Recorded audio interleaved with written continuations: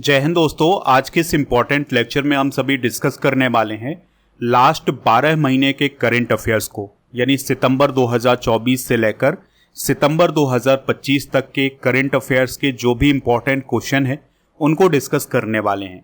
तो आप इस पूरे लेक्चर को लास्ट तक जरूर देखिएगा। लास्ट में आपसे एक क्वेश्चन पूछा जाएगा जिसका आंसर कमेंट बॉक्स में बताना है। अगर आप चैनल पर पहली बार आए हैं तो चैनल को सब्सक्राइब कर लें और हमारे एप्लीकेशन को भी डाउनलोड कर लें जिसका लिंक डिस्क्रिप्शन बॉक्स में दिया है। तो पहला और इम्पॉर्टेंट क्वेश्चन क्या है, आईफा अवार्ड 2024 में बेस्ट फिल्म का अवार्ड किसे मिला था।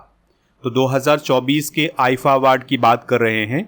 तो आईफा अवार्ड 2024 में बेस्ट फिल्म का अवार्ड एनिमल को मिला था। ठीक है, आईफा का फुल फॉर्म क्या होता है, international Indian film academy award. इनकी शुरुआत सन 2000 में हुई थी और ये हिंदी फिल्मों के लिए प्रदान किए जाते हैं। 2024 में जो आईफा अवार्ड का समारोह हुआ था ये अबू धाबी यूएई में हुआ था। और दोस्तों 2025 वाला समारोह जयपुर राजस्थान में आयोजित किया जाएगा। तो बेस्ट फिल्म कौन थी, एनिमल, और इसके डायरेक्टर कौन थे, संदीप रेड्डी वांगा। बेस्ट एक्टर थे शाहरुख खान, इन्हें जबान फिल्म के लिए ये अवार्ड मिला था। बेस्ट एक्ट्रेस थी रानी मुखर्जी, जिन्हें मिसेज चटर्जी बनाम नॉर्वे फिल्म के लिए ये अवार्ड मिला था। बेस्ट डायरेक्टर का अवार्ड विधु विनोद चोपड़ा को मिला था 12th फेल फिल्म के लिए। बेस्ट सपोर्टिंग एक्टर बने थे अनिल कपूर एनिमल फिल्म के लिए। और बेस्ट सपोर्टिंग एक्ट्रेस बनी थी शबाना आजमी रॉकी और रानी की प्रेम कहानी के लिए। अगला क्वेश्चन है, पेरिस पैरालंपिक 2024 में भारत ने कुल कितने मेडल जीते थे। आंसर हो जाएगा 29। तो 2024 में पेरिस पैरालंपिक का आयोजन फ्रांस में किया गया था जिसमें भारत ने 29 मेडल जीते थे। तो 29 मेडल में 7 गोल्ड, 9 सिल्वर और 13 ब्रॉन्ज मेडल शामिल थे। मेडल टैली में भारत 18वें नंबर पर रहा है। 2020 के जो पैरालंपिक हुए थे टोक्यो में, उसमें भारत ने 19 मेडल जीते थे। 2024 के पैरालंपिक खेलों के समापन समारोह में प्रीति पाल और हरविंदर सिंह को ध्वजवाहक बनाया गया था। अगर हम गोल्ड मेडल की बात करें तो शूटिंग में अवनी लेखरा को, बैडमिंटन में नितेश कुमार को, एथलेटिक्स में सुमित अंतिल को, आर्चरी में हरविंदर सिंह को, एथलेटिक्स में धर्मवीर सिंह को, हाई जंप में प्रवीण कुमार को और जेवलिन थ्रो में नवदीप को गोल्ड मेडल हासिल हुआ था। बाकी आप सिल्वर मेडल नोट कर सकते हैं, इसका स्क्रीनशॉट ले लें। और यहाँ पर आप ब्रॉन्ज मेडल भी अगर नोट करना चाहें तो नोट कर सकते हैं। अगला क्वेश्चन है, हाल ही में किस कंपनी को नवरत्न कंपनी का दर्जा दिया गया है या नवरत्न का दर्जा दिया गया है। आंसर हो जाएगा ए और बी दोनों, यानी एनएचपीसी लिमिटेड और एसजेवीएन लिमिटेड, इन दोनों कंपनियों को नवरत्न का दर्जा दिया गया है। तो एसजेवीएन का मतलब है सतलज जल विद्युत निगम लिमिटेड। इसकी स्थापना 1988 में हुई थी। मुख्यालय इसका शिमला हिमाचल प्रदेश में है। यह कंपनी पनबिजली, पवन, सौर और बिजली पारेषण लाइनों के कारोबार में काम करती है। एनएचपीसी की बात करें तो इसका फुल फॉर्म होता है national hydro electric power corporation. 1975 में इसकी स्थापना हुई थी। मुख्यालय इसका फरीदाबाद हरियाणा में है। तो ये भी विद्युत के क्षेत्र में काम करने वाली कंपनी है। तो दो कंपनियों के नाम याद रखिएगा, एसजेवीएन लिमिटेड और एनएचपीसी लिमिटेड। तो इनको नवरत्न कंपनी का दर्जा दिया गया है। अगला क्वेश्चन है, उत्तर प्रदेश सरकार के द्वारा 3D वैदिक संग्रहालय कहाँ बनाया जाएगा। आंसर हो जाएगा वाराणसी में। तो दोस्तों वाराणसी में उत्तर प्रदेश सरकार के द्वारा 3D वैदिक संग्रहालय बनाया जाएगा। और ये जो संग्रहालय होगा ये संपूर्णानंद संस्कृत विश्वविद्यालय में स्थापित होगा। यह संग्रहालय भारतीय ज्योतिष, खगोल विज्ञान और वैदिक साहित्य को समर्पित होगा। अगला क्वेश्चन है, संघाई सहयोग संगठन यानी एससीओ सम्मेलन 2025 कहाँ आयोजित किया गया है। आंसर हो जाएगा इसका तियानजिन, चाइना में। यानी 2025 वाला जो संघाई सहयोग संगठन का सम्मेलन था ये तियानजिन, चाइना में आयोजित किया गया है। ठीक है, यानी चाइना ने इसकी मेजबानी की है और इसका आयोजन 31 अगस्त से 1 सितंबर 2025 तक हुआ है। इसकी अध्यक्षता की है शी जिनपिंग ने, जो कि चाइना के राष्ट्रपति हैं। इसमें पूर्ण सदस्य के रूप में China, Belarus, Bharat, Iran, Tajikistan, Kyrgyzstan, Pakistan, रूस, तजाकिस्तान, उज्बेकिस्तान ये सभी शामिल हुए थे। सहभागी देश के रूप में Mongolia, Turkmenistan, Armenia, Azerbaijan, Cambodia, Egypt, Myanmar, Maldives, Nepal, Turkey, Indonesia, Laos, Malaysia, Vietnam, ये सभी शामिल हुए थे। ठीक है। एससीओ की बात करें तो इसे संघाई कोऑपरेशन ऑर्गेनाइजेशन बोला जाता है। यह एक अंतर सरकारी अंतर्राष्ट्रीय संगठन है। 15 जून 2001 को संघाई चाइना में इसकी स्थापना हुई थी। यह संगठन यूरेशिया क्षेत्र के राजनीतिक, आर्थिक और सुरक्षा सहयोग को बढ़ावा देने के उद्देश्य से बना है। दोस्तों, जब ये संगठन यानी एससीओ नहीं बना था, उससे पहले ये संगठन संघाई 5 के नाम से जाना जाता था, जिसमें कजाकिस्तान, चाइना, किर्गिस्तान, रूस और तजाकिस्तान शामिल थे। वर्तमान में इसके 10 मेंबर हैं: कजाकिस्तान, चाइना, किर्गिस्तान, रूस, तजाकिस्तान, भारत, पाकिस्तान, ईरान और बेलारूस। दोस्तों, संघाई सहयोग संगठन विश्व की 42% जनसंख्या को कवर करता है और जो ग्लोबल जीडीपी है उसमें 36% हिस्सा एससीओ का है। मुख्यालय इसका बीजिंग, चाइना में है और इसकी आधिकारिक भाषाएं रूसी और चाइनीज हैं। अगला क्वेश्चन है, किसे रेमन मैग्सेसे पुरस्कार 2025 से सम्मानित किया गया था? आंसर हो जाएगा इसका एजुकेट गर्ल्स को। तो रेमन मैग्सेसे पुरस्कार 2025 से एजुकेट गर्ल्स को सम्मानित किया गया है और यह भारत का एनजीओ है और यह भारत का पहला ऐसा एनजीओ है जिसे रेमन मैग्सेसे पुरस्कार मिला है। ठीक है। तो 2025 के लिए 3 रेमन मैग्सेसे पुरस्कार दिए गए हैं। तो पहला दिया गया है एजुकेट गर्ल्स को, ये भारत का एनजीओ है, ये लड़कियों की शिक्षा पर केंद्रित है। और दूसरा रेमन मैग्सेसे पुरस्कार दिया गया है साहिना अली को, ये मालदीव की हैं और ये पर्यावरण अधिवक्ता हैं। और तीसरा दिया गया है फ्लावियानो फ्लावी को, ये फिलीपींस के हैं और ये एक पादरी हैं जो कि गरीबों और बेघरों की सेवा करते हैं। दोस्तों, अगर हम बात करें रेमन मैग्सेसे पुरस्कार की तो इसकी स्थापना 1957 में हुई थी। इसे एशिया का नोबेल कहा जाता है। फिलीपींस के पूर्व राष्ट्रपति रेमन मैग्सेसे की याद में ये दिया जाता है। पहली बार ये 1958 में दिया गया था और आचार्य विनोबा भावे इस पुरस्कार को प्राप्त करने वाले पहले भारतीय थे जिन्हें 1958 में ये पुरस्कार दिया गया था। अगला क्वेश्चन है, 900 गोल करने वाले दुनिया के पहले फुटबॉलर कौन बने हैं? आंसर हो जाएगा इसका क्रिस्टियानो रोनाल्डो। तो दोस्तों, पुर्तगाल के फुटबॉल खिलाड़ी हैं क्रिस्टियानो रोनाल्डो। तो वह 900 गोल करने वाले दुनिया के इकलौते फुटबॉलर बने हैं। तो इस पॉइंट को जरूर याद रखिएगा। उनके बाद हैं लियोनेल मैसी, फिर पेले, फिर रोमारियो और फिर हैं फेरेंक पुस्कास। ठीक है। तो 900 गोल करने वाले इकलौते फुटबॉलर कौन बने हैं? क्रिस्टियानो रोनाल्डो, जो कि पुर्तगाल देश। अगला क्वेश्चन है, मिस यूनिवर्स इंडिया 2024 का खिताब किसने जीता है? आंसर हो जाएगा रिया सिंघा ने। ठीक है। तो 2024 का जो मिस यूनिवर्स इंडिया का खिताब जीता था वो रिया सिंघा ने जीता था, जो कि गुजरात के अहमदाबाद से संबंधित हैं। आपको याद रखना है, दूसरे नंबर पर यानी कि फर्स्ट रनर अप कौन थी? प्रांजल प्रिया। और तीसरे नंबर पर यानी सेकंड रनर अप कौन थी? छवि वर्ग। भारत की तरफ से अब तक कौन कौन मिस यूनिवर्स बन चुकी हैं? तो 1994 में सुष्मिता सेन बनी थी, ये भारत की पहली मिस यूनिवर्स हैं। फिर सन 2000 में लारा दत्ता, ये भारत की दूसरी मिस यूनिवर्स हैं। 2021 में हरनाज संधू बनी थी, ये भारत की तीसरी मिस यूनिवर्स हैं। दोस्तों, आप हमारे स्टडी करके ऐप को इंस्टॉल कर लें, जिसका लिंक डिस्क्रिप्शन बॉक्स में दिया गया है।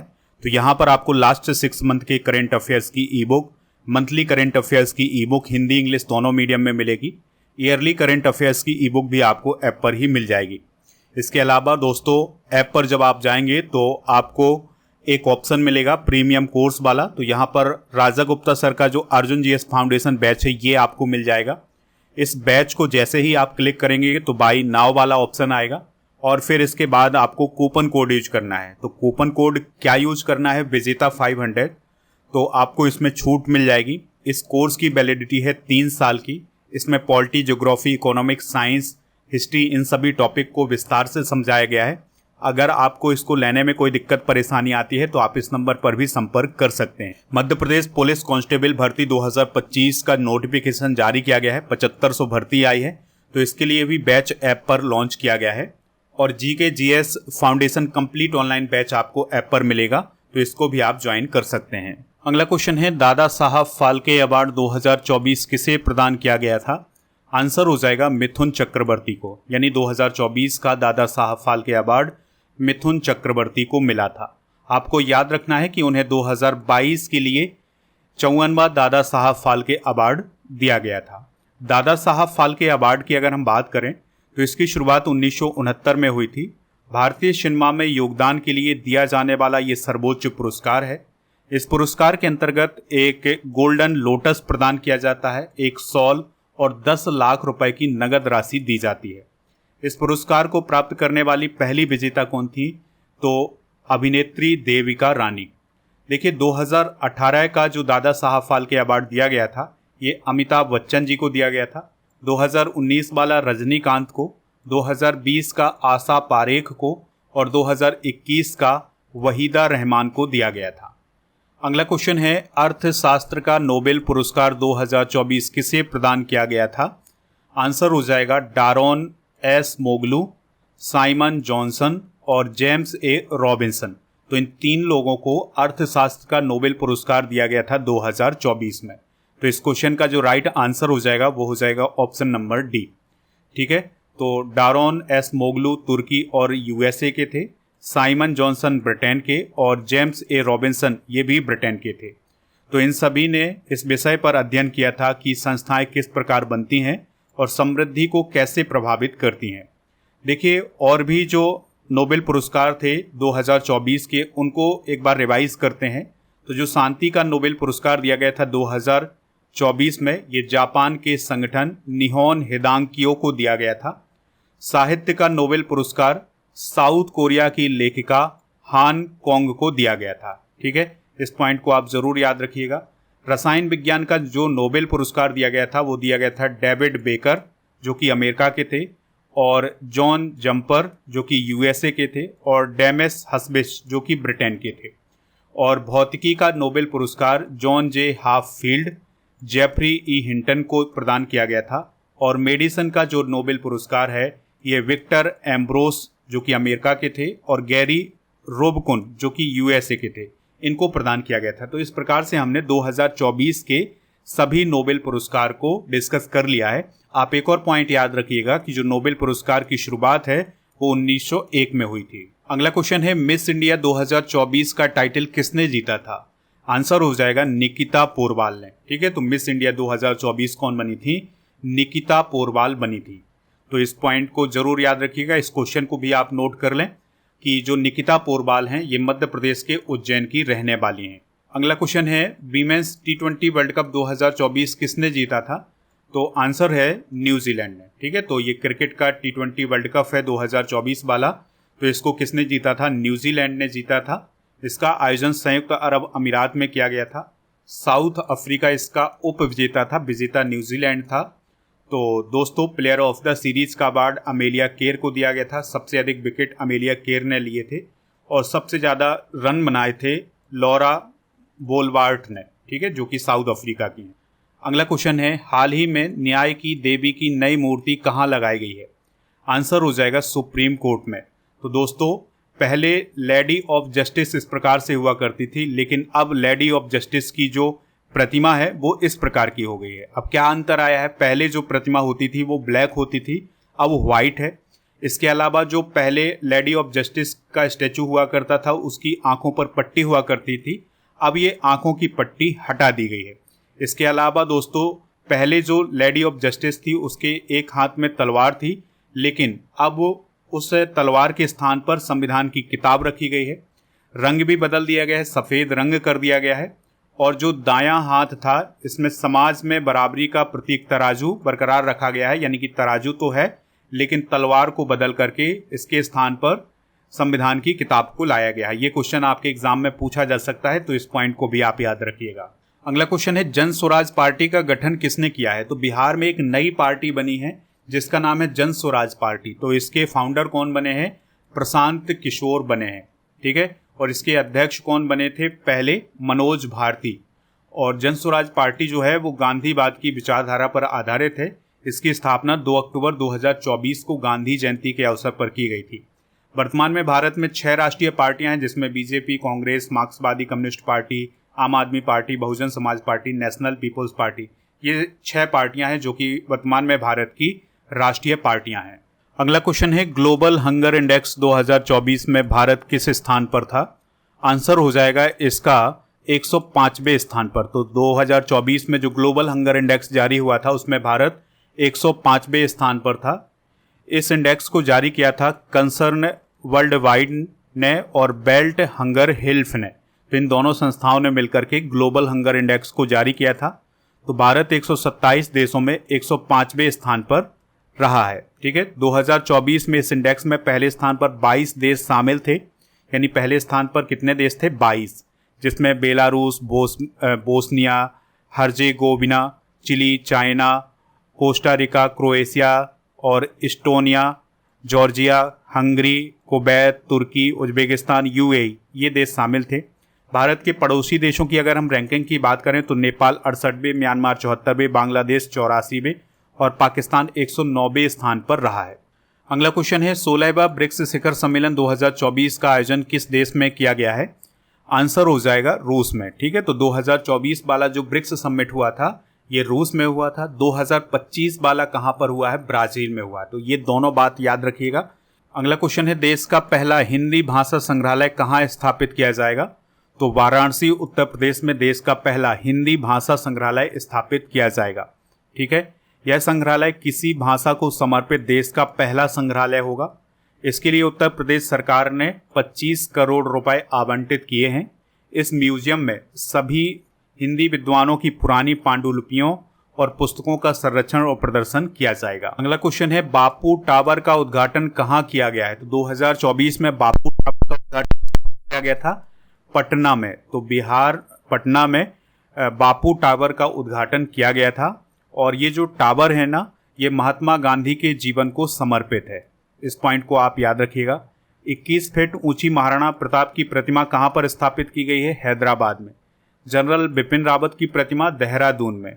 आदि योगी शिव की 242 फीट ऊंची प्रतिमा स्थापित होगी जेवर एयरपोर्ट में, जो कि नोएडा में है। Statue of social justice 125 feet ऊंची प्रतिमा है डॉक्टर अंबेडकर की।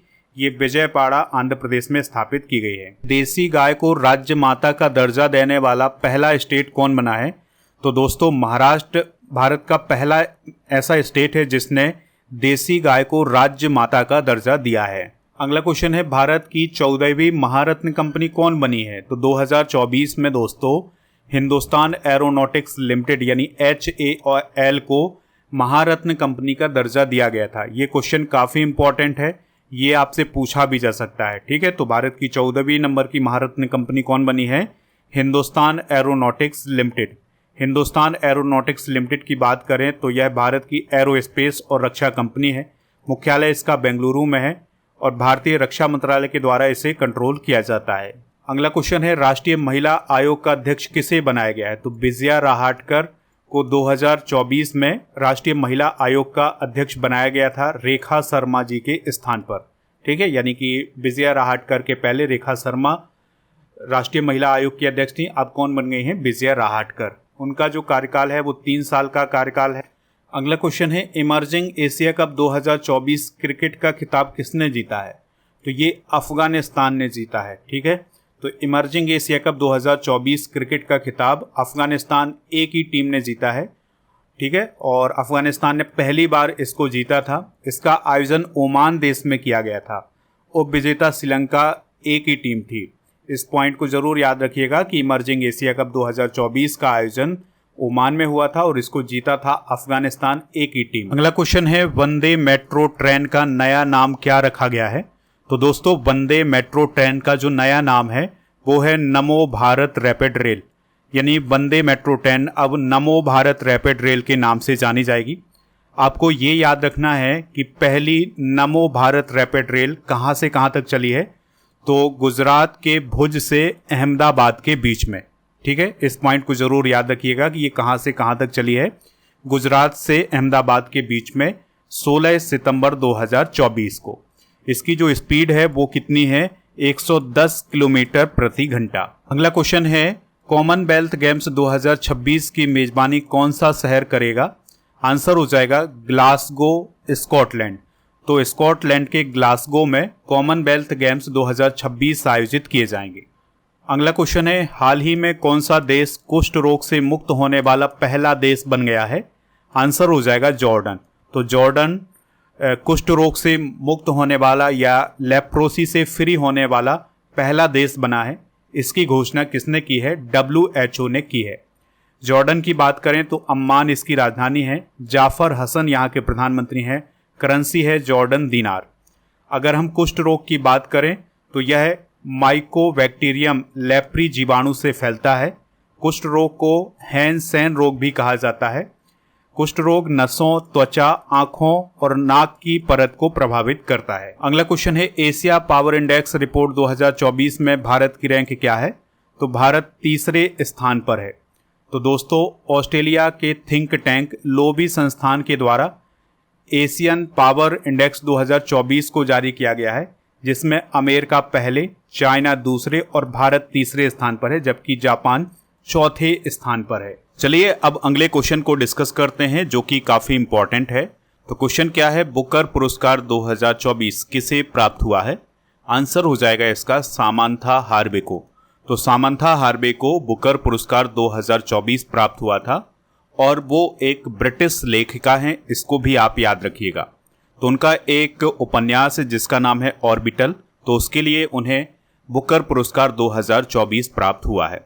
बुकर पुरस्कार की अगर हम बात करें तो इसकी स्थापना 1969 में हुई थी। बुकर पुरस्कार अंग्रेजी भाषा में लिखे गए और यूनाइटेड किंगडम या आयरलैंड में प्रकाशित होने वाले सर्वश्रेष्ठ उपन्यास को दिया जाने वाला एक साहित्यिक पुरस्कार है। इसके अंतर्गत 50,000 पाउंड की राशि दी जाती है। अगला क्वेश्चन है तुलसी गबार्ड किस देश में राष्ट्रीय खुफिया निदेशक नियुक्त हुई हैं? तो आंसर हो जाएगा इसका अमेरिका। ठीक है, तो अमेरिका में तुलसी गबार्ड को राष्ट्रीय खुफिया निदेशक नियुक्त किया गया है। अगला क्वेश्चन है मिस यूनिवर्स 2024 का खिताब विक्टोरिया कजेर ने जीता है, उनका संबंध किस देश से है? आंसर हो जाएगा डेनमार्क। तो डेनमार्क की विक्टोरिया कजेर ने मिस यूनिवर्स 2024 का खिताब जीता था। दूसरे नंबर पर रही हैं नाइजीरिया की चिडिम्मा अडेट सिन्हा। ठीक है, तो इनको भी आप नोट कर सकते हैं। बाकी आपको याद रखना है कि मिस यूनिवर्स 2024 कौन है? विक्टोरिया कजेर, जिनका संबंध डेनमार्क देश से है। इस प्रतियोगिता में भारत की तरफ से 2024 में शामिल हुई थी रिया सिंघा। 2023 की जो मिस यूनिवर्स थी वो कौन थी? निकारागुआ की सैनिस पलासी ओस। और 2024 में जो मिस यूनिवर्स प्रतियोगिता आयोजित की गई थी यह मैक्सिको सिटी में आयोजित की गई थी। अगला क्वेश्चन है शारदा सिन्हा कौन थी जिनका हाल ही में निधन हो गया है? आंसर हो जाएगा लोक गायिका। तो बिहार की प्रसिद्ध लोक गायिका थी शारदा सिन्हा जी, तो उनका 2024 में निधन हुआ है। अगला क्वेश्चन है अमेरिका के 47वें राष्ट्रपति कौन बने हैं? तो डोनाल्ड ट्रंप अमेरिका के 47वें नंबर के राष्ट्रपति बने हैं। 2024 में जो राष्ट्रपति चुनाव हुआ था अमेरिका में, उसमें डोनाल्ड ट्रंप ने जीत हासिल की थी और उन्होंने किसको हराया था? कमला हैरिस को हराया था। आपको ये याद रखना है कि डोनाल्ड ट्रंप की पॉलिटिकल पार्टी का क्या नाम है? Republican party. और कमला हैरिस की पार्टी का क्या नाम था? Democratic party. 2016 में डोनाल्ड ट्रंप पहली बार राष्ट्रपति बने थे, यानी कि वो 2024 में दूसरी बार बने हैं। तो ये सभी पॉइंट आप जरूर नोट करें अमेरिका के राष्ट्रपति चुनाव 2024 से संबंध। अगला क्वेश्चन है भारत के नए नियंत्रक एवं महालेखा परीक्षक कौन बने हैं? यानी CAG कौन बने हैं? तो के संजय मूर्ति भारत के नए नियंत्रक एवं महालेखा परीक्षक बने हैं। अगला क्वेश्चन है G20 शिखर सम्मेलन 2024 का आयोजन किस देश में हुआ था? आंसर हो जाएगा ब्राजील में। यानी कि 2024 का जो G20 सम्मेलन है ये ब्राजील देश में आयोजित किया गया था नवंबर महीने में। इसमें भारत की तरफ से PM मोदी भी शामिल हुए थे और इसकी थीम थी building A just world and A sustainable planet. दोस्तों G20 की बात करें तो इसकी स्थापना 26 सितंबर 1999 को हुई थी। इसका उद्देश्य है अंतर्राष्ट्रीय वित्तीय स्थिरता और सतत आर्थिक विकास को बढ़ावा देना। 2023 का सम्मेलन भारत में हुआ था, 2024 का ब्राजील में, 2025 वाला साउथ अफ्रीका में होने जा रहा है और 2026 वाला अमेरिका में होगा। अगला क्वेश्चन है भारत का 56वां टाइगर रिजर्व किसे घोषित किया गया है? आंसर हो जाएगा गुरु घासीदास तमोर पिंगला को। तो छत्तीसगढ़ में भारत का 56वां टाइगर रिजर्व घोषित किया गया है जिसका नाम है गुरु घासीदास तमोर पिंगला टाइगर रिजर्व। इसका जो क्षेत्रफल है वो है 2829 वर्ग किलोमीटर और ये छत्तीसगढ़ का चौथा टाइगर रिजर्व है और ये देश का तीसरा सबसे बड़ा टाइगर रिजर्व है। अगला क्वेश्चन है, पीएम मोदी को ऑर्डर ऑफ मुबारक अल कबीर सम्मान किस देश ने प्रदान किया है? आंसर हो जाएगा कुवैत। तो कुवैत के द्वारा उन्हें ऑर्डर ऑफ मुबारक अल कबीर सम्मान प्रदान किया गया था। अगला क्वेश्चन है, राष्ट्रीय मानवाधिकार आयोग यानी NHRC के अध्यक्ष कौन बने हैं? आंसर हो जाएगा जस्टिस वी रामासुब्रमण्यम। तो जस्टिस वी रामासुब्रमण्यम को 2024 में राष्ट्रीय मानवाधिकार आयोग का अध्यक्ष बनाया गया था। राष्ट्रीय मानवाधिकार आयोग की स्थापना 12 अक्टूबर 1993 को हुई थी। इसमें एक अध्यक्ष और 5 सदस्य होते हैं। आयोग में महिला सदस्य होना भी चाहिए, ये इसका नियम है। ठीक है, तो मानवाधिकारों के लिए काम करने वाली एक संस्था है कौन? राष्ट्रीय मानवाधिकार आयोग। अगला क्वेश्चन है, हाल ही में श्याम बेनेगल का निधन हुआ है, वह कौन थे? तो दोस्तों श्याम बेनेगल एक फिल्म प्रोड्यूसर थे, तो उनका अभी हाल ही में निधन हुआ है। अगला क्वेश्चन है, भारत का पहला डिजिटल म्यूजियम किस राज्य में स्थापित किया गया है? आंसर हो जाएगा महाराष्ट्र में। ठीक है, तो महाराष्ट्र के पुणे जिले में भारत का पहला डिजिटल म्यूजियम अभी हाल ही में स्थापित किया गया है, उसका उद्घाटन किया गया है और इसका नाम रखा गया है अभय प्रभावना। यह महाराष्ट्र के पुणे जिले में मुंबई पुणे राजमार्ग पर इंद्रायणी नदी के किनारे पर स्थित है और दोस्तों इसमें 24 जैन तीर्थर। अगला क्वेश्चन है, भारत का पहला डिजिटल म्यूजियम किस राज्य में स्थापित किया गया है? आंसर हो जाएगा महाराष्ट्र। तो दोस्तों महाराष्ट्र के पुणे जिले में भारत का पहला डिजिटल म्यूजियम स्थापित किया गया है जिसका नाम है अभय प्रभावना। और ये जो डिजिटल म्यूजियम है ये किस नदी के किनारे है? तो ये इंद्रायणी नदी के किनारे है और इसमें जो जैन धर्म के 24 तीर्थंकर हैं उनकी गाथा भी बताई गई। क्वेश्चन है, भारत के 14वें प्रधानमंत्री कौन थे जिनका हाल ही में निधन हो गया है? आंसर हो जाएगा डॉक्टर मनमोहन सिंह।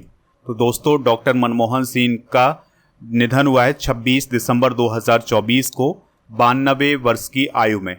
उनका जो जन्म हुआ था वो 26 सितंबर 1932 को अविभाजित पंजाब में हुआ था जो कि अब पाकिस्तान में है। तो जो गाह नामक गांव था वहां पर इनका जन्म हुआ था और दोस्तों वह एक प्रसिद्ध अर्थशास्त्री भी थे और RBI के गवर्नर भी रहे हैं।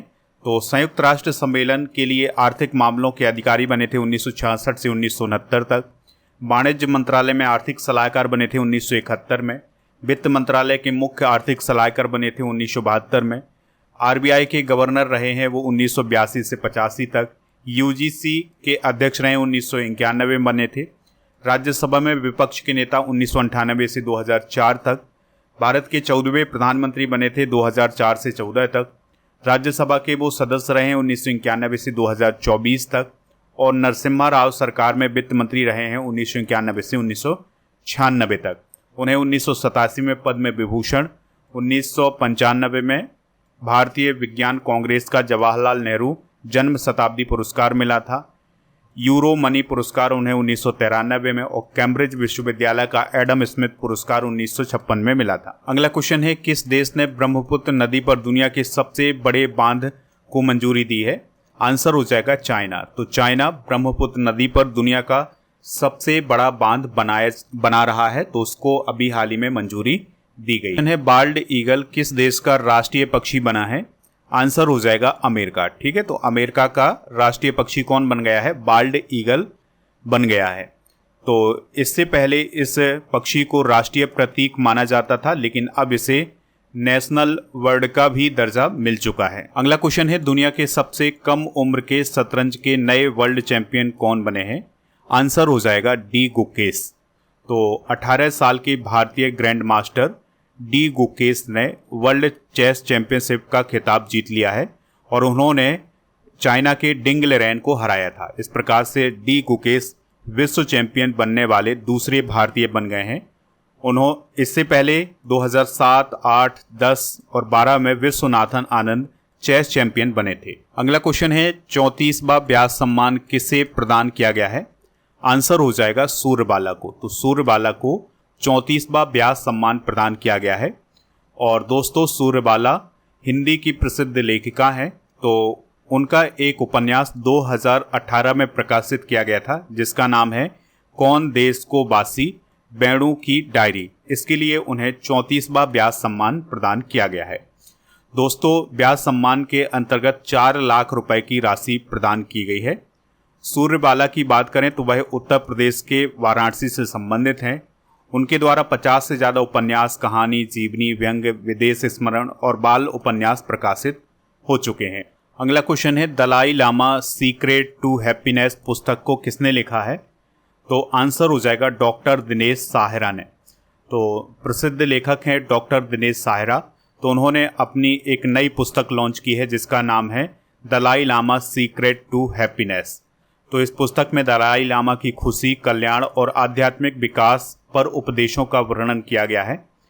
दोस्तों, दलाई लामा का संबंध बौद्ध धर्म से है। ये बौद्ध धर्म के आध्यात्मिक लीडर हैं। दलाई लामा को परम पावन के नाम से भी जाना जाता है। दलाई लामा को 1989 में नोबेल शांति पुरस्कार से भी सम्मानित किया जा चुका है। अगला क्वेश्चन है, भारत का पहला मधुमेह बायो बैंक कहाँ शुरू किया गया है? तो यह चेन्नई, तमिलनाडु में शुरू किया गया है। अगला क्वेश्चन है, वेरोनिका बैचलेट का संबंध किस देश से है जिन्हें इंदिरा गांधी शांति पुरस्कार 2024 प्राप्त हुआ है? आंसर हो जाएगा चिली। तो चिली की पूर्व राष्ट्रपति वेरोनिका मिशेल बैचलेट जेरिया को 2024 का शांति, निरस्त्रीकरण और विकास के लिए इंदिरा गांधी शांति पुरस्कार प्रदान किया गया है। इंदिरा गांधी शांति पुरस्कार की अगर हम बात करें तो इसकी स्थापना 1986 में हुई थी। यह पुरस्कार इंदिरा गांधी मेमोरियल ट्रस्ट के द्वारा पूर्व प्रधानमंत्री इंदिरा गांधी की स्मृति में दिया जाता है। इस पुरस्कार के अंतर्गत 25 लाख रुपए की राशि दी जाती है। यह पुरस्कार उन व्यक्तियों या संगठनों को दिया जाता है जो वैश्विक स्तर पर शांति के लिए काम करते हैं। अगला क्वेश्चन है, रिजर्व बैंक ऑफ इंडिया यानी आरबीआई के 26वें गवर्नर कौन बने हैं? आंसर हो जाएगा संजय मल्होत्रा। तो संजय मल्होत्रा आरबीआई के 26वें नंबर के गवर्नर बने हैं। आरबीआई को हम रिजर्व बैंक ऑफ इंडिया बोलते हैं।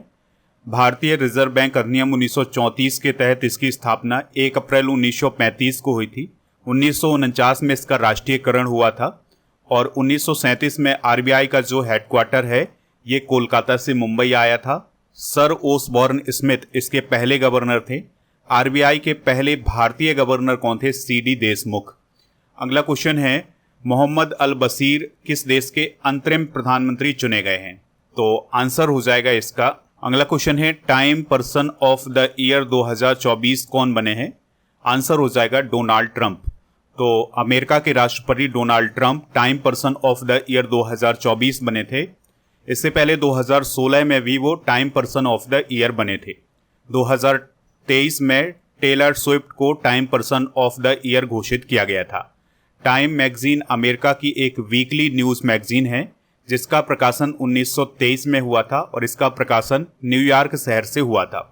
अगला क्वेश्चन है, फीफा विश्व कप 2034 की मेजबानी कौन सा देश करेगा? आंसर हो जाएगा सऊदी अरब। ठीक है, तो फीफा विश्व कप 2034 की मेजबानी सऊदी अरब करने जा रहा है, जबकि 2030 के फीफा वर्ल्ड कप की मेजबानी स्पेन, पुर्तगाल और मोरक्को मिलकर करेंगे। 2026 वाला अमेरिका, कनाडा और मैक्सिको में होगा। ठीक है, तो ये सारे इंपॉर्टेंट पॉइंट आप जरूर नोट करें। अगला क्वेश्चन है, जिमी कार्टर का निधन हो गया है, वह किस देश के पूर्व राष्ट्रपति थे? आंसर हो जाएगा अमेरिका। तो अमेरिका के पूर्व राष्ट्रपति जिमी कार्टर का निधन हुआ है 29 दिसंबर 2024 को। ठीक है, और इनका निधन हुआ है 100 वर्ष की आयु में। उनका जन्म 1 अक्टूबर 1924 को हुआ था। वह 1977 से लेकर 1981 तक अमेरिका के 39वें नंबर के राष्ट्रपति रहे हैं। वे अमेरिकी इतिहास में सबसे ज़्यादा जीवित रहने वाले यानी सबसे ज़्यादा समय तक जीवित रहने वाले राष्ट्रपति थे। उन्हें 2002 में नोबेल शांति पुरस्कार से सम्मानित किया गया था। जिमी कार्टर भारत के दौरे पर आने वाले अमेरिका के तीसरे राष्ट्रपति थे जो जनवरी 1978 में 3 दिन के दौरे पर भारत आए थे। अगला क्वेश्चन है, सातों महाद्वीप की ऊंची चोटियां फतेह करने वाली दुनिया की सबसे कम उम्र की महिला माउंटेनियर कौन बनी है?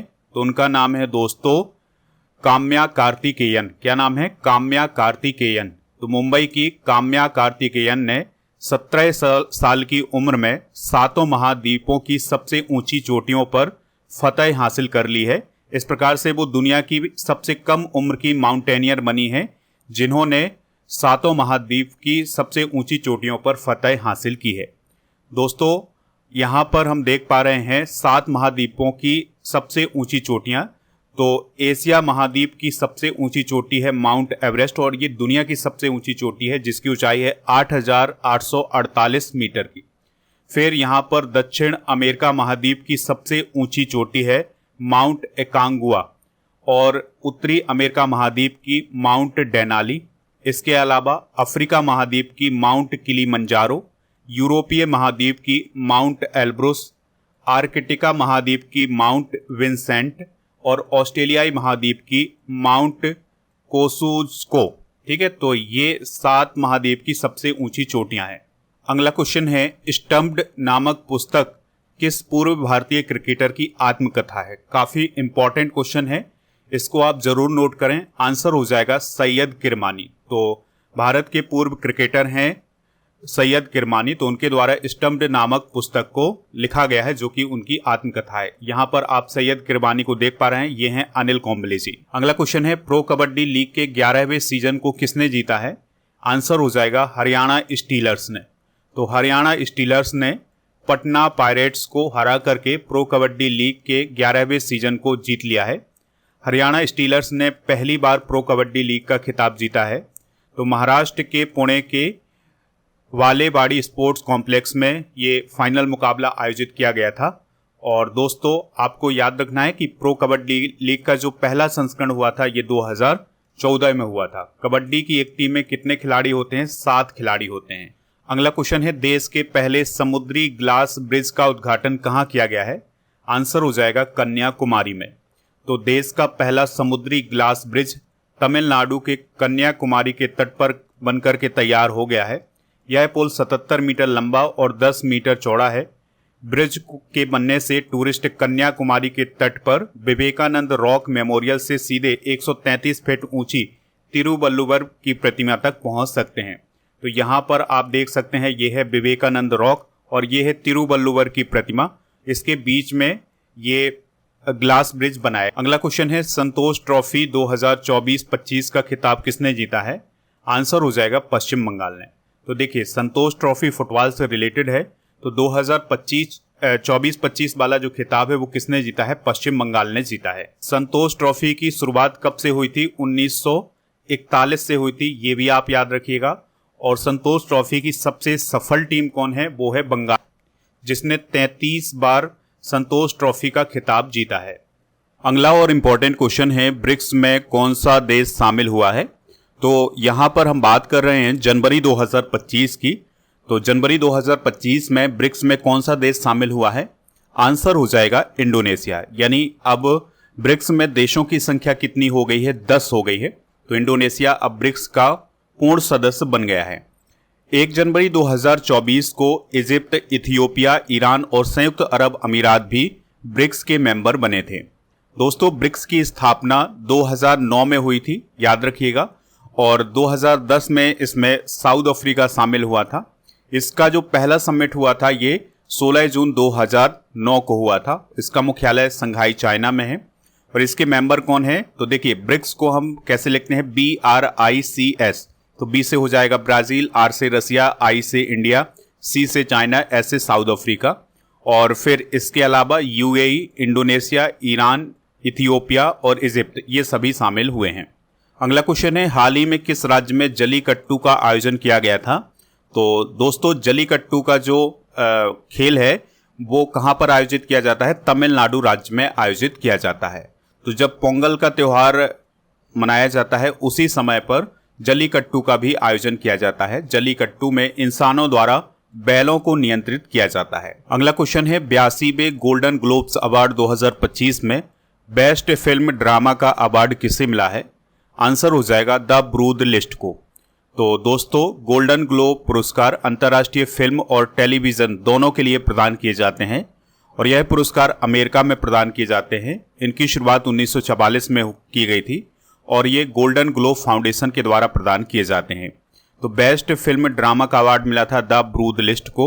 ड्रामा फिल्मों में बेस्ट एक्टर का अवार्ड एड्रियन ब्रॉडी को मिला था। ड्रामा फिल्मों में बेस्ट एक्ट्रेस बनी थी फर्नांडा टोरेस और बेस्ट टेलीविजन सीरीज ड्रामा का अवार्ड मिला था सोगुन को। अगला क्वेश्चन है, भारतीय अंतरिक्ष अनुसंधान संगठन यानी इसरो के 11वें अध्यक्ष के रूप में किसे नियुक्त किया गया है?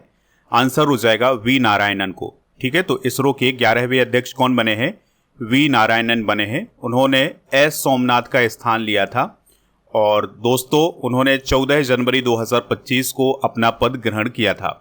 इसरो की बात करें तो 15 अगस्त 1969 को इसकी स्थापना हुई थी।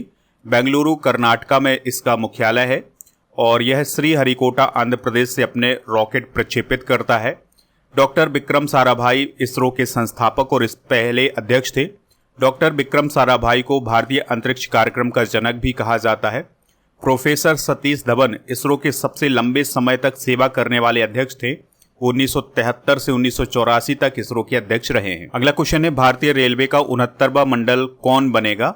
आंसर हो जाएगा जम्मू डिवीजन या जम्मू मंडल।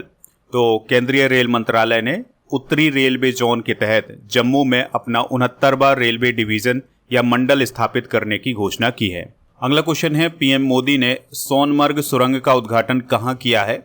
आंसर हो जाएगा जम्मू कश्मीर में। तो दोस्तों प्रधानमंत्री नरेंद्र मोदी जी के द्वारा 13 जनवरी 2025 को जम्मू कश्मीर में सोनमर्ग सुरंग का उद्घाटन किया गया है। यह सुरंग 2700 करोड़ रुपए की लागत से बनी हुई है। जहां सुरंग बनाई गई है वहां की सड़क अंग्रेजी के अक्षर जेड की तरह है, इसलिए इसे जेड मोड सुरंग भी कहा जाता है। इस सुरंग की लंबाई है 6.5 किलोमीटर की और ये सुरंग गगनगीर से सोनमर्ग तक जाती है। अगला क्वेश्चन है, किस देश ने हिंदी में पहला सर्टिफिकेट कोर्स शुरू किया है? आंसर हो जाएगा श्रीलंका। ठीक है, तो श्रीलंका ने हिंदी में अपना पहला सर्टिफिकेट कोर्स शुरू किया है। अगला क्वेश्चन है, भारतीय सेना दिवस हर साल कब मनाया जाता है? तो 15 जनवरी को हर साल भारतीय सेना दिवस मनाया जाता है। अगला क्वेश्चन है, केंद्र सरकार द्वारा लॉन्च किए गए नेशनल हल्दी बोर्ड का मुख्यालय कहाँ स्थापित किया गया है? आंसर हो जाएगा निजामाबाद तेलंगाना में।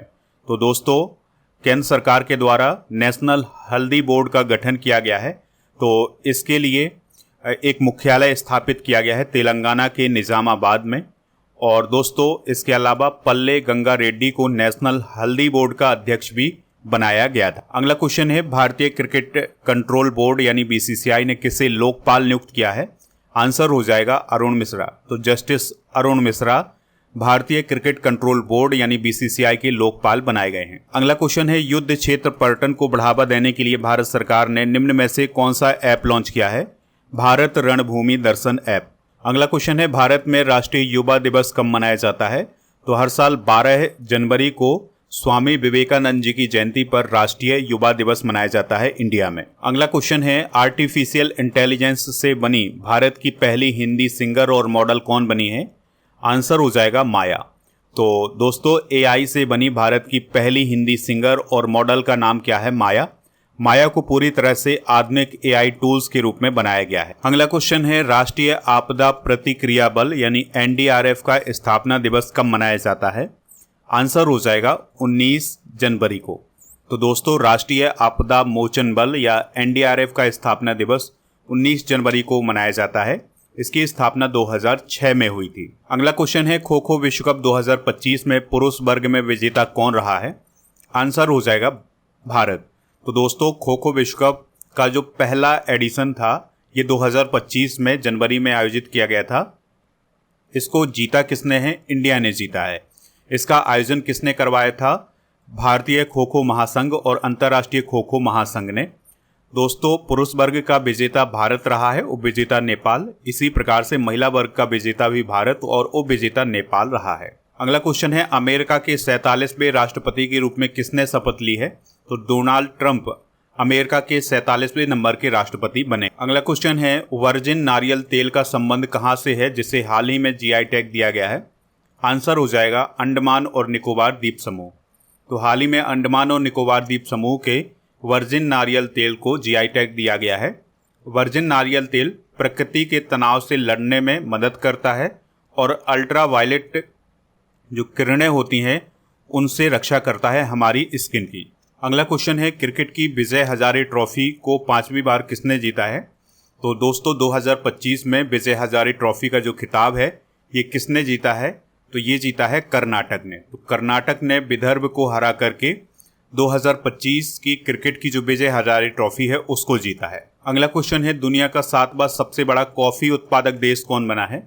आंसर हो जाएगा इंडिया। ठीक है, तो इंडिया जो है वो दुनिया का 7वां सबसे बड़ा कॉफी उत्पादक देश बना है और पहले स्थान पर है ब्राजील, दूसरे पर वियतनाम, तीसरे पर कोलंबिया, चौथे पर इंडोनेशिया और 5वें नंबर पर है इथियोपिया। अगला क्वेश्चन है हाल ही में किस देश ने जन्मजात नागरिकता को खत्म करने का ऐलान किया है।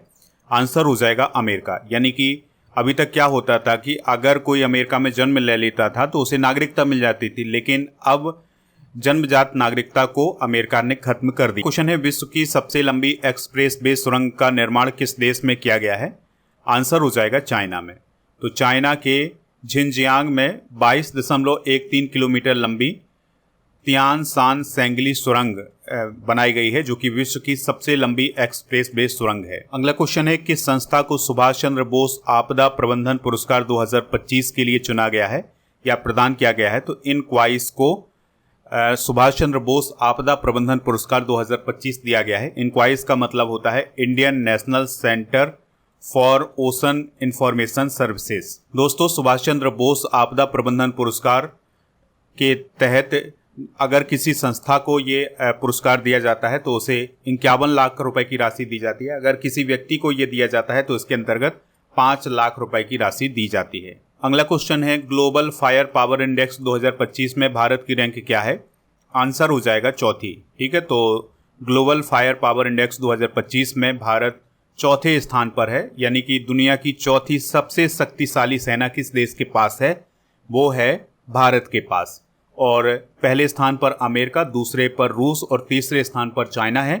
चौथे स्थान पर अपना इंडिया हो जाएगा और सबसे नीचे स्थान पर यानी सबसे निचले स्थान पर 145वें स्थान पर है भूटान। यानी सबसे कमजोर सेना किस देश की है, वो है भूटान की। अगला क्वेश्चन है हाल ही में किस देश में समलैंगिक विवाह को कानूनी मान्यता मिली है। आंसर हो जाएगा थाईलैंड। तो थाईलैंड में समलैंगिक विवाह को कानूनी मान्यता हाल ही में दी गई है। तो थाईलैंड ऐसा करने वाला दक्षिण पूर्व एशिया का पहला देश बन गया है और 2001 में नीदरलैंड समलैंगिक विवाह को अनुमति देने वाला पहला देश बना था। ठीक है, ये पॉइंट आप जरूर याद रखिएगा। अगला क्वेश्चन है किस देश ने टिकटॉक पर बैन लगा दिया है। तो 2025 में अमेरिका ने टिकटॉक पर बैन लगाया था। अगला क्वेश्चन है इंडिया ओपन बैडमिंटन 2025 में पुरुष एकल का खिताब किसने जीता है। विक्टर एक्सेल्सन ने। तो डेनमार्क के बैडमिंटन खिलाड़ी विक्टर एक्सेल्सन ने इंडिया ओपन बैडमिंटन 2025 का खिताब जीता है। और वहीं अगर हम महिला एकल की बात करें तो साउथ कोरिया की एन से यंग ने ये खिताब जीता था। और दोस्तों इंडिया ओपन 2025 का आयोजन 14 से 19 जनवरी 2025 के बीच में नई दिल्ली में केडी जाधव इंडोर स्टेडियम में हुआ था। इसकी शुरुआत 1973 से हुई थी। अगला क्वेश्चन है लोकपाल का पहला स्थापना दिवस कब मनाया गया है। आंसर हो जाएगा 16 जनवरी 2025 को। ठीक है, तो 16 जनवरी 2025 को लोकपाल का पहला स्थापना दिवस मनाया गया है। भारत में लोकपाल की स्थापना 16 जनवरी 2014 को की गई थी और वर्तमान में जो भारत के लोकपाल हैं वो हैं जस्टिस AM खानविलकर। लोकपाल एक भ्रष्टाचार रोधी प्राधिकरण है। लोकपाल सरकार और संसद पर बाहरी परीक्षक की तरह काम करता है। लोकपाल का काम सरकारी अधिकारियों और निर्वाचित प्रतिनिधियों के खिलाफ भ्रष्टाचार की शिकायतों की जांच करना और उन पर कार्रवाई करना होता है। अगला क्वेश्चन है 67वें ग्रैमी अवार्ड में बेस्ट कंट्री एल्बम का अवार्ड किसे दिया गया है। काउबॉय कार्टर सॉन्ग को। तो दोस्तों ग्रैमी अवार्ड संगीत के क्षेत्र में बेहतरीन काम करने वाले कलाकारों को दिया जाने वाला पुरस्कार है। यह award national academy of recording art and sciences के द्वारा प्रदान किया जाता है और ये अमेरिका में दिया जाता है। इन पुरस्कारों को शुरुआत 4 मई 1959 को हुई थी। पंडित रविशंकर को साल 1967 में ग्रैमी पुरस्कार मिला था। पंडित रविशंकर पहले ऐसे इंडियन थे जिन्हें ग्रैमी अवार्ड मिला था।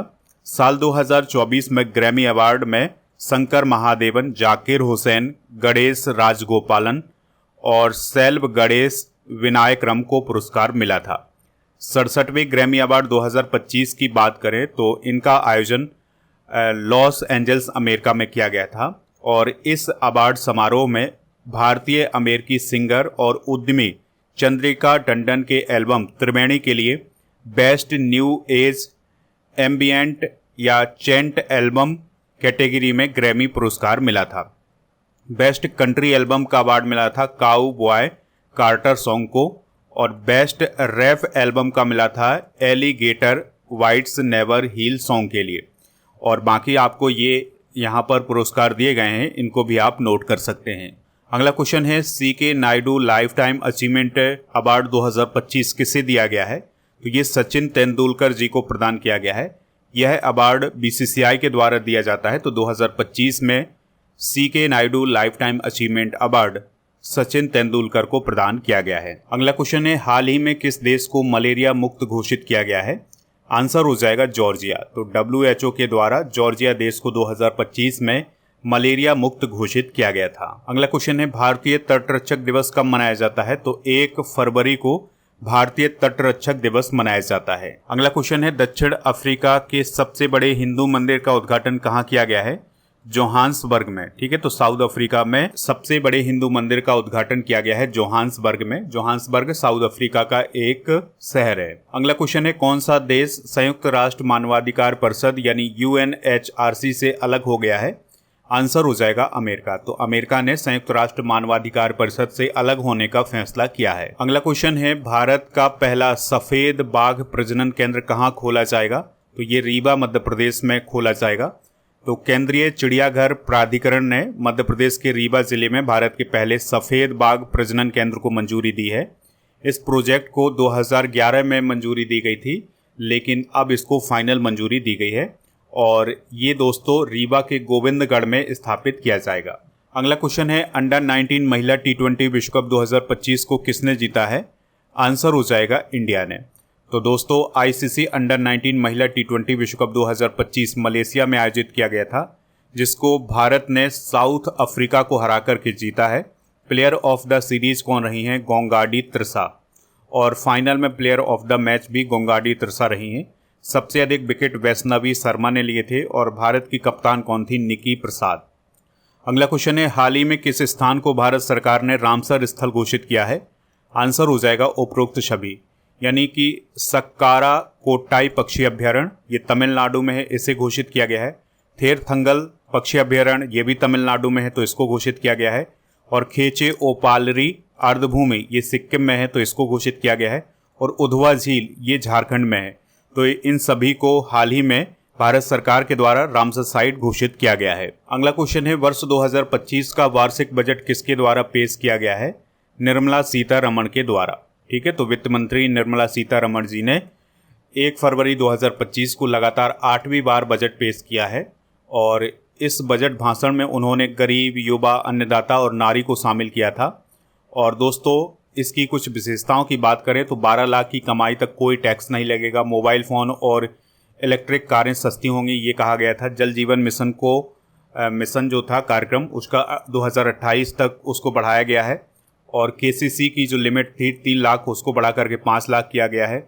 और बिहार में किसानों के लिए मखाना बोर्ड का गठन करने का भी इसमें उल्लेख किया गया था। देश में ज्ञान भारत मिशन शुरू करने की घोषणा की गई थी और असम के नामरूप में यूरिया प्लांट लगाने की भी घोषणा की गई थी।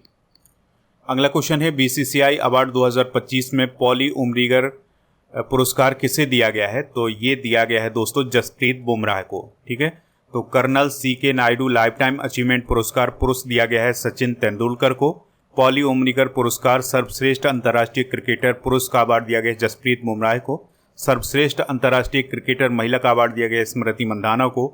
सर्वश्रेष्ठ अंतर्राष्ट्रीय डेब्यू पुरुष का अवार्ड दिया गया था सरफराज खान को। सर्वश्रेष्ठ अंतर्राष्ट्रीय डेब्यू महिला का अवार्ड दिया गया है आशा शोभना को। और BCCI का विशेष पुरस्कार R अश्विन को प्रदान किया गया था। विश्व कैंसर दिवस कब मनाया जाता है? तो 4 फरवरी को वर्ल्ड कैंसर डे मनाया जाता है। 2025 की थीम थी यूनाइटेड बाय यूनिक। अगला क्वेश्चन है एक्वेरियन सैन्य अभ्यास भारत और किस देश के बीच आयोजित हुआ है? आंसर हो जाएगा मालदीव। तो भारत और मालदीव के बीच में एक्वेरियन अभ्यास 2025 आयोजित किया गया था फरवरी में और इसका आयोजन माफिला फुसी नामक स्थान पर हुआ था मालदीव में। और ये अभ्यास भारत और मालदीव के बीच शुरू हुआ था 2009 में। अगला क्वेश्चन है, विश्व स्वास्थ्य संगठन यानी WHO से कौन सा देश अलग हो गया है?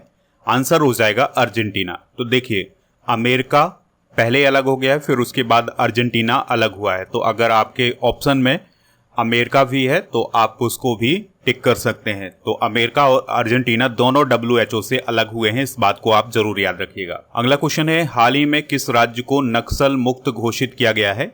आंसर हो जाएगा कर्नाटक। तो दोस्तों, कर्नाटक में जो अंतिम सक्रिय नक्सली थी लक्ष्मी, उसने आत्मसमर्पण कर दिया है, जिसके कारण अब कर्नाटक आधिकारिक तौर पर नक्सल मुक्त घोषित किया गया है।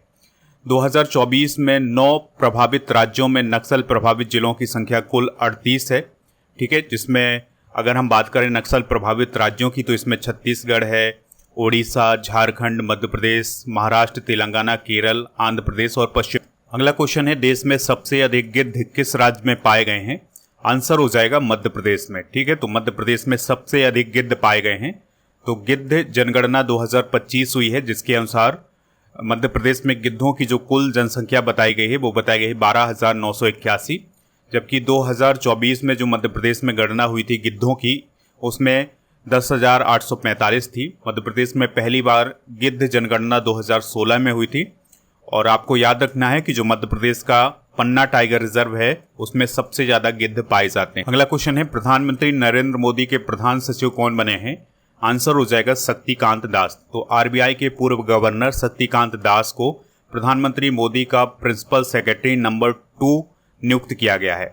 और आपको याद रखना है कि पीके मिश्रा प्रधानमंत्री मोदी जी के प्रिंसिपल सेक्रेटरी नंबर 1 है और 2 कौन बने हैं? शक्तिकांत दास। यहाँ पर आप शक्तिकांत दास को देख सकते हैं। अगला क्वेश्चन है, फ्रेडरिक मर्ज किस देश के चांसलर बने हैं?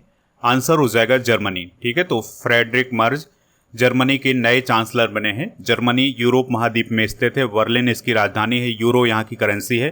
पड़ोसी देश हैं चेक Republic, Poland, Denmark, Switzerland, Austria, Netherland, Belgium, Luxembourg और फ्रांस।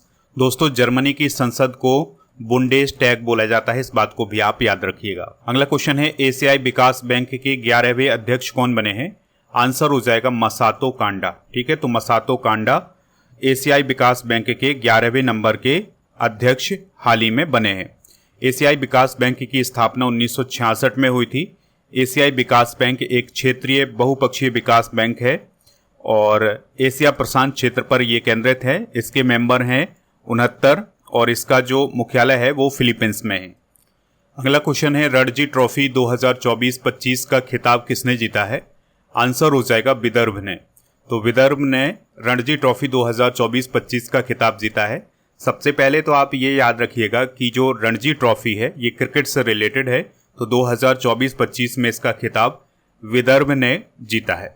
तो विदर्भ और केरल के बीच फाइनल मुकाबला ड्रॉ रहा है, लेकिन पहली पारी में लीड के आधार पर विदर्भ को चैंपियन घोषित किया गया था। अगला क्वेश्चन है, 2025 के ऑस्कर अवार्ड में बेस्ट फिल्म का पुरस्कार किस फिल्म को मिला है? आंसर हो जाएगा अनोरा को। तो 2025 के जो ऑस्कर अवार्ड दिए गए थे उसमें बेस्ट फिल्म कौन थी? अनोरा। अगर हम ऑस्कर अवार्ड की बात करें तो इसे एकेडमी अवार्ड बोला जाता है और फिल्म के क्षेत्र में ये प्रदान किया जाता है। 1927 में इसकी स्थापना हुई थी, 1929 में ये पहली बार प्रदान किए गए थे और ये अमेरिका की academy of motion picture art and sciences के द्वारा प्रदान किए जाते हैं। ठीक है, तो ऑस्कर अवार्ड 2025 में बेस्ट फिल्म रही है अनोरा और बेस्ट एक्टर एड्रियन ब्रॉडी रहे हैं और बेस्ट एक्ट्रेस मिकी मेडिसन और बेस्ट डायरेक्टर सीन बेकर रहे। अगला क्वेश्चन है, निम्न में से किसे हाल ही में नवरत्न का दर्जा दिया गया है? तो IRCTC और IRFC इन दोनों कंपनियों को नवरत्न का दर्जा दिया गया है। तो इस क्वेश्चन का राइट आंसर हो जाएगा ऑप्शन नंबर सी। तो Indian railway catering and tourism corporation limited को 25वीं नवरत्न कंपनी का दर्जा दिया गया है और Indian railway finance corporation limited को 26वीं नवरत्न कंपनी का दर्जा दिया गया है। अगला क्वेश्चन है, भारत में सबसे ज्यादा नदी डॉल्फिन किस राज्य में है? आंसर हो जाएगा उत्तर प्रदेश। तो दोस्तों, प्रधानमंत्री नरेंद्र मोदी जी ने देश में पहली बार नदी डॉल्फिन जनगणना रिपोर्ट जारी की है और 8 राज्यों की 28 नदियों में ये जनगणना की गई थी, जिसमें कुल डॉल्फिन बताई गई हैं 6,327 और आपको याद रखना है कि सबसे ज़्यादा डॉल्फिन है उत्तर प्रदेश में, उसके बाद बिहार में, फिर पश्चिम बंगाल, फिर असम अगला क्वेश्चन है चैंपियन ट्रॉफी 2025 का विजेता कौन बना है? आंसर हो जाएगा भारत। तो क्रिकेट की जो चैंपियन ट्रॉफी थी 2025 वाली, ये भारत ने जीती थी न्यूजीलैंड को हरा करके। तो दोस्तों प्लेयर ऑफ द मैच कौन रहे हैं फाइनल के? वो रहे हैं रोहित शर्मा। और प्लेयर ऑफ द टूर्नामेंट कौन रहे हैं? सचिन रविंद्र, जो कि न्यूजीलैंड के थे। अगला क्वेश्चन है ग्लोबल टेररिज्म इंडेक्स 2025 में पहले स्थान पर कौन सा देश है? आंसर हो जाएगा बुर्किना फासो। यानी कि किस देश में सबसे ज्यादा टेररिज्म है? तो वो है बुर्किना फासो में। दोस्तों ग्लोबल टेररिज्म इंडेक्स 2025 को जारी किसने किया है? Institute for Economics and Peace ने, जो कि सिडनी की एक संस्था है। और भारत को इसमें 14वीं रैंक मिली है। पहले स्थान पर बुर्किना फासो, दूसरे स्थान पर पाकिस्तान, तीसरे स्थान पर सीरिया, चौथे पर माली और 5वें स्थान पर नाइजर रहा है। अगला क्वेश्चन है देश का 58वां टाइगर रिजर्व माधव राष्ट्रीय उद्यान बना है, यह किस राज्य में है? आंसर हो जाएगा मध्य प्रदेश में। ठीक है, तो मध्य प्रदेश के माधव राष्ट्रीय उद्यान को 58वां टाइगर रिजर्व घोषित किया गया है। तो दोस्तों केंद्रीय पर्यावरण मंत्री भूपेंद्र यादव जी के द्वारा घोषणा की गई थी कि जो मध्य प्रदेश का माधव टाइगर रिजर्व है, माधव राष्ट्रीय उद्यान है, ये देश का 58वां टाइगर रिजर्व बनेगा और ये मध्य प्रदेश का 9वां टाइगर रिजर्व है। इस बात को भी आप याद रखिएगा। और इस राष्ट्रीय उद्यान की स्थापना 1956 में की गई थी। अगला क्वेश्चन है मार्क कार्नी किस देश के नए प्रधानमंत्री बने हैं? तो वह कनाडा के नए प्रधानमंत्री बने हैं। अगला क्वेश्चन है आईफा अवार्ड 2025 में बेस्ट फिल्म का अवार्ड किसे दिया गया है? लापता लेडीज को। ठीक है, तो आईफा अवार्ड 2025 में बेस्ट फिल्म का अवार्ड लापता लेडीज को दिया गया है। आईफा का मतलब है इंटरनेशनल इंडियन फिल्म एकेडमी और इस बार इसका 25वां संस्करण आयोजित किया गया था जयपुर राजस्थान में। और आपको याद रखना है कि बेस्ट फिल्म लापता लेडीज थी और बेस्ट फीमेल एक्टर कौन थी?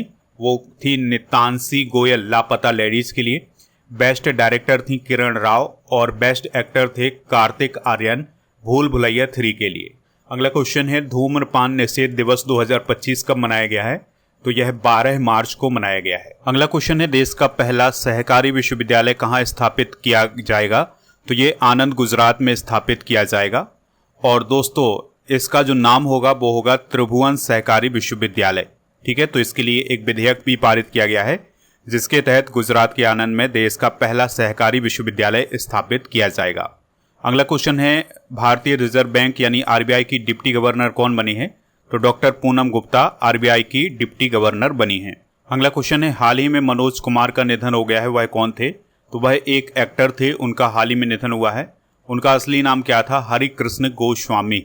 उन्हें भारत कुमार के नाम से भी जाना जाता था और उनके द्वारा ज़्यादातर देशभक्ति फिल्में की गई हैं।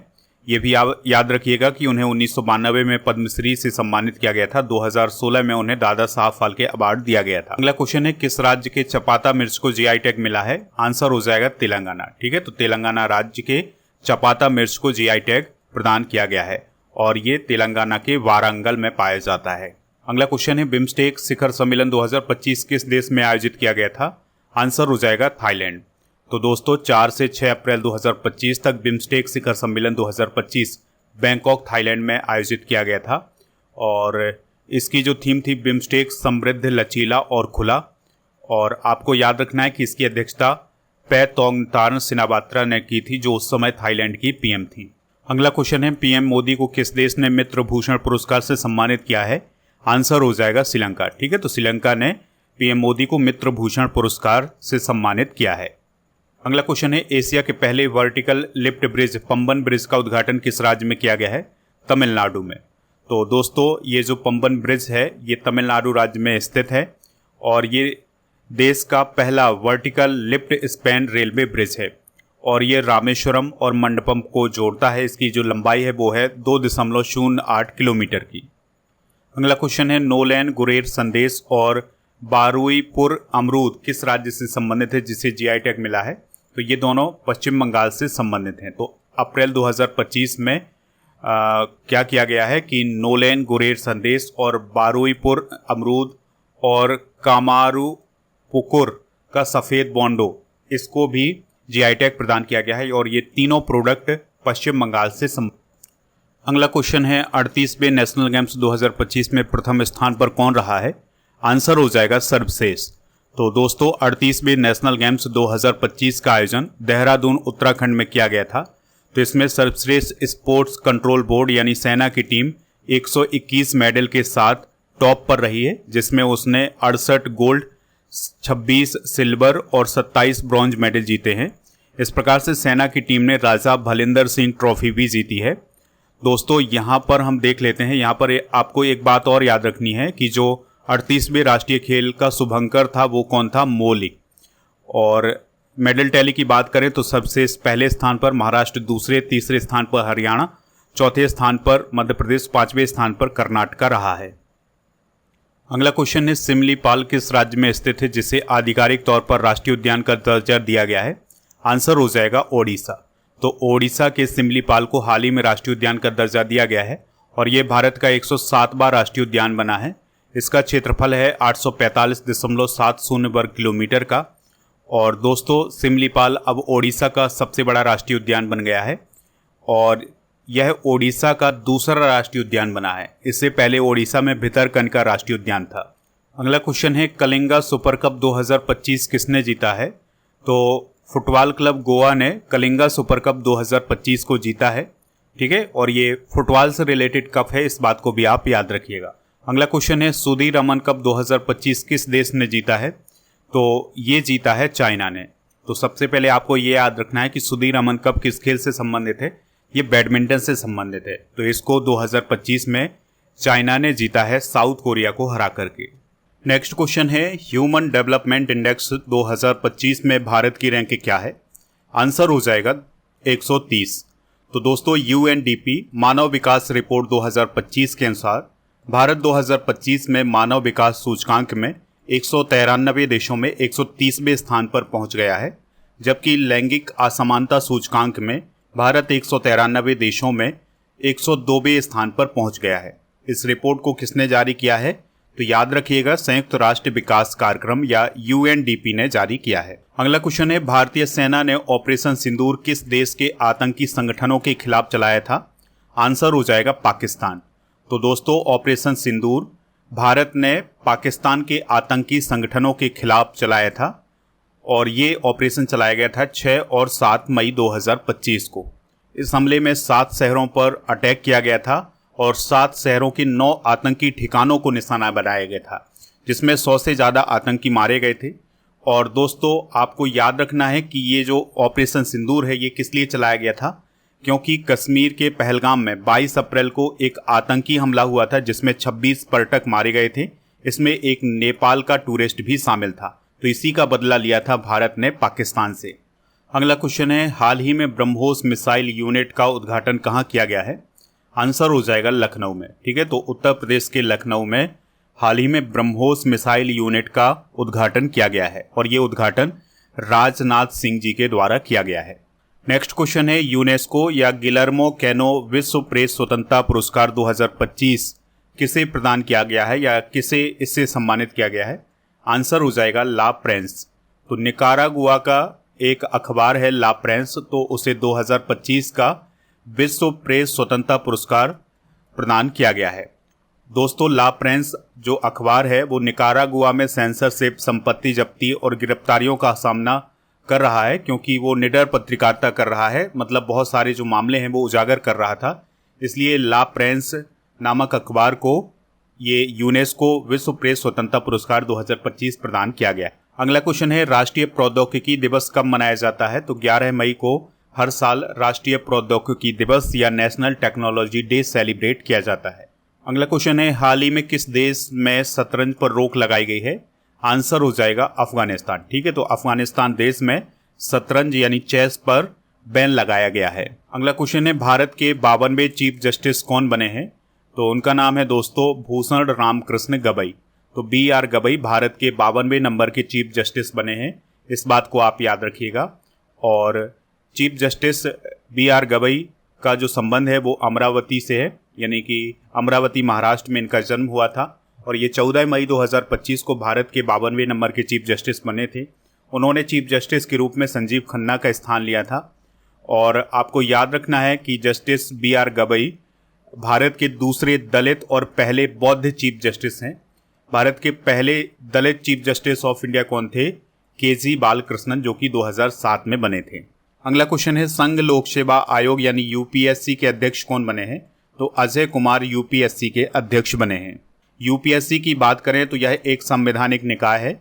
संविधान में इसका वर्णन अनुच्छेद 315 से 323 तक किया गया है और 1 अक्टूबर 1926 को इसकी स्थापना हुई थी। इसका मुख्य काम भारत सरकार के लिए विभिन्न सेवाओं में अधिकारियों की भर्ती करना है और अध्यक्ष की नियुक्ति राष्ट्रपति जी के द्वारा की जाती है। अध्यक्ष का कार्यकाल 6 साल का या 65 साल की आयु का होता है। जो भी पहले हो जाए वही उसका कार्यकाल होगा। अगला क्वेश्चन है केंद्र सरकार ने किस दिन को आयुर्वेद दिवस के रूप में घोषित किया है? आंसर हो जाएगा 23 सितंबर को, यानी अब हर साल 23 सितंबर को आयुर्वेद दिवस मनाया जाएगा इंडिया में। अगला क्वेश्चन है अनीता आनंद किस देश की विदेश मंत्री बनी है? आंसर हो जाएगा कनाडा। ठीक है, तो ये है अनीता आनंद, तो वो कनाडा की नई सरकार में विदेश मंत्री बनाई गई हैं। अगला क्वेश्चन है खेलो इंडिया यूथ गेम्स 2025 में सबसे अधिक मेडल किसने जीते हैं? तो महाराष्ट्र ने जीते हैं। खेलो इंडिया यूथ गेम्स 2025 का आयोजन बिहार में किया गया है। इसका आयोजन 4 से 15 मई 2025 तक हुआ है। इसमें 5,000 से अधिक एथलीट शामिल हुए थे। 26 खेल इसमें शामिल किए गए थे। इसका आयोजन पटना, राजगीर, गया, भागलपुर, बेगूसराय जैसे शहरों में किया गया है, लेकिन कुछ प्रतियोगिताएं नई दिल्ली में आयोजित की गई थी, जैसे शूटिंग, जिम्नास्टिक, ये सभी प्रतियोगिताएं दिल्ली में हुई थी। और दोस्तों खेलो इंडिया यूथ गेम्स 2025 का जो मस्कट था वो क्या था? गज सिम्हा। क्या नाम था उसका? गज सिम्हा। और दोस्तों खेलो इंडिया यूथ गेम्स 2025 की मेडल टैली की बात करें तो पहले पर महाराष्ट्र, दूसरे पर हरियाणा, तीसरे पर राजस्थान, चौथे पर कर्नाटका, 5वें स्थान पर दिल्ली रहा है। अगला क्वेश्चन है भारत के 86वें शतरंज ग्रैंड मास्टर कौन बने हैं? तो LR श्रीहरि भारत के 86वें नंबर के ग्रैंड मास्टर बने हैं। अगला क्वेश्चन है वर्ष 2025 का विश्व खाद्य पुरस्कार डॉक्टर मारियान गेला हुंगरिया को प्रदान किया गया है। उनका संबंध किस देश से है? आंसर हो जाएगा ब्राजील। ठीक है, तो ब्राजील की डॉक्टर मारियान गेला हुंगरिया को कौन सा पुरस्कार दिया गया है? विश्व खाद्य पुरस्कार दिया गया है साल 2025 का। अगला क्वेश्चन है हाल ही में कौन सा देश यूनेस्को से अलग हो गया है? आंसर हो जाएगा निकारागुआ। ठीक है, तो निकारागुआ देश ने यूनेस्को से अलग होने का फैसला किया है। अगला क्वेश्चन है लोक लेखा समिति के अध्यक्ष कौन बने हैं? तो केसी वेणुगोपाल जो कि कांग्रेस के लीडर हैं, तो उन्हें संसद की जो लोक लेखा समिति है उसका अध्यक्ष नियुक्त किया गया है। तो उनका जो कार्यकाल होगा वो अप्रैल 2026 तक होगा। अगला क्वेश्चन है हाल ही में कौन सा अफ्रीकी देश न्यू डेवलपमेंट बैंक यानी NDB में शामिल हुआ है? आंसर हो जाएगा अल्जीरिया। ठीक है, तो अल्जीरिया जो है न्यू डेवलपमेंट बैंक में शामिल हो गया है और यह इसका 10वां सदस्य बना है। दोस्तों न्यू डेवलपमेंट बैंक की बात करें तो इसे ब्रिक्स बैंक बोला जाता है क्योंकि इसकी स्थापना ब्रिक्स देशों के द्वारा की गई थी। 2014 में इसको स्थापित करने का निर्णय लिया गया था। 2015 में इसकी स्थापना की गई थी। इसके मेंबर हैं Brazil, Russia, India, China, South Africa, Bangladesh, संयुक्त अरब अमीरात, इजिप्ट, इथियोपिया और अल्जीरिया। अध्यक्ष हैं इसकी ब्राज़ील की डिल्मा रूसेफ और मुख्यालय है इसका संघाई, चाइना में। अगला क्वेश्चन है छोंजिन अंगमो माउंट एवरेस्ट पर चढ़ाई पूरी करने वाली पहली दृष्टिहीन भारतीय महिला बनी है। वह किस राज्य से संबंधित है? तो यहाँ पर आपको भारतीय कर लेना है। ठीक है, तो छोंजिन अंगमो का संबंध किस राज्य से है? हिमाचल प्रदेश से। तो वह भारत की पहली ऐसी दृष्टिहीन महिला बनी है जिन्होंने माउंट एवरेस्ट की चोटी पर तिरंगा फहराया है। वो हिमाचल प्रदेश के किन्नौर जिले की रहने वाली हैं। अगला क्वेश्चन है ITBP के नए महानिदेशक या DG कौन बने हैं? आंसर हो जाएगा प्रवीण कुमार। तो दोस्तों प्रवीण कुमार अब ITBP यानी भारत तिब्बत सीमा पुलिस के नए महानिदेशक बने हैं। ITBP की जो स्थापना है वो 24 अक्टूबर 1962 को हुई थी। मुख्यालय इसका नई दिल्ली में है। यह गृह मंत्रालय के अधीन काम करता है और इसका मुख्य काम है भारत चाइना की सीमा की सुरक्षा करना। अगला क्वेश्चन है प्रवीर रंजन किस अर्धसैनिक बल के महानिदेशक बने हैं? आंसर हो जाएगा CISF यानी CISF के नए DG कौन बने हैं? प्रवीर रंजन।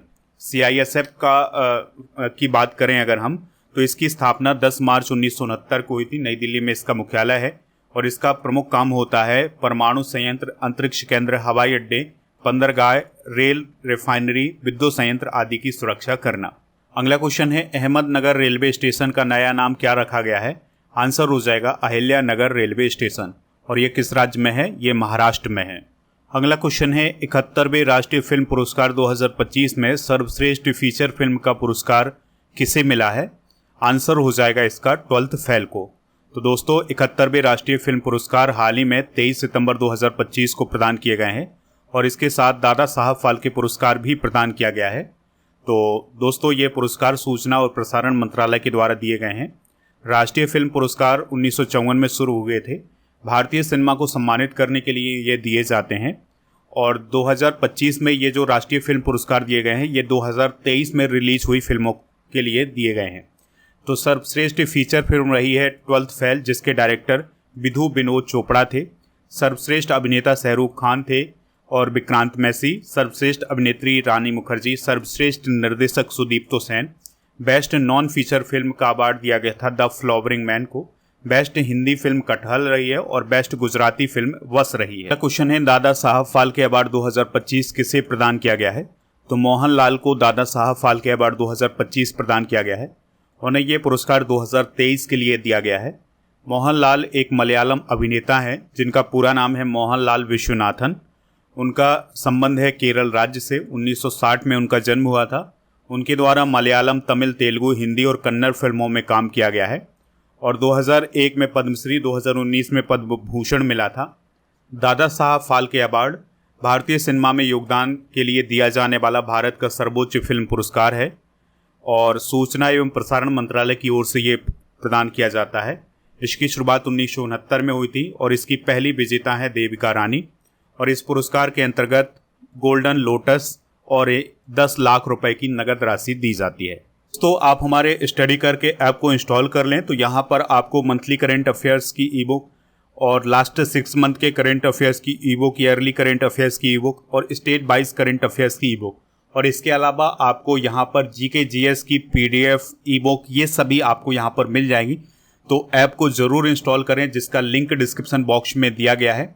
और दोस्तों आपको बता दें कि ऐप पर 2025 की जो मंथली करंट अफेयर्स की ई बुक है उसका पैकेज आपको हिंदी और इंग्लिश दोनों मीडियम में मिल जाएगा मात्र 199 रुपये में। तो उसके लिए कूपन कोड यूज करना है पैकेज 100। तो इसके बाद आपको ये पैकेज मिल जाएगा। और आपको बता दें कि आप हमारे टेलीग्राम चैनल को ज्वाइन कर लें जिसका नाम है स्टडी कर ऑफिशियल और ऐप पर आपको जीके जीएस की ये सभी ई बुक मिल जाएंगी। तो इनको भी प्राप्त कर लें। 1000 स्टैटिक जीके की पीडीएफ और 1000 टॉपिक वाइज करंट अफेयर्स की पीडीएफ ऐप पर ही मिलेंगी। तो इनको प्राप्त कर सकते हैं। ऐप पर एक टेस्ट पास वाला ऑप्शन मिल जाएगा जहां पर आप डेली करंट अफेयर्स का टेस्ट दे सकते हैं और इसी ऑप्शन पर आपको 1 साल की वैलिडिटी के साथ 4000 से अधिक टेस्ट भी मिल जाएंगे।